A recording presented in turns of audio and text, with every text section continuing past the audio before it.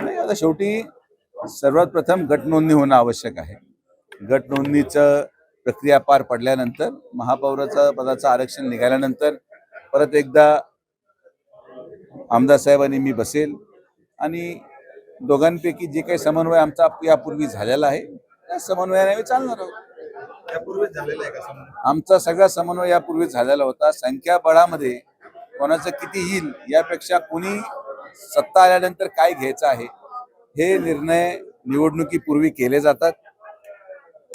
युती एका विश्वासावर असते आणि त्या विश्वासावरच आम्ही काम केलं आणि त्याच विश्वासाने पुढे जाणार आहोत. त्यामुळे काय निर्णय झाला काही नाही, जसं तुम्हाला शेवटच्या दिवशी आमचे उमेदवार कळाले तसं तुम्हाला 15 मिनिटापूर्वी निवडीच्या दिवशी कळेल महापौर किंवा उपमहापौर कोण होणार आहे. तो काय सांगायचा विषय नाही. बैठकीमध्ये सर्व नवनिर्वाचित निवडून आलेले नगरसेवक आणि विशेषतः जे निवडून येऊ शकले नाहीत अशा सगळ्यांना मी आज एकत्रित केलं.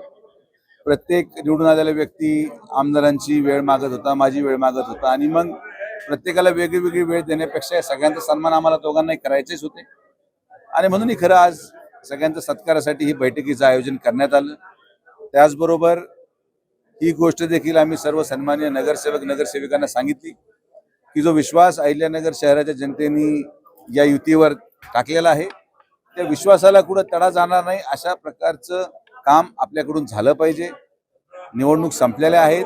भावनेच्या भरामध्ये कुठलंही असं कृत्य जे या विजयाला डाग लावल असं कोणाच्या हातून घडता कामा नये.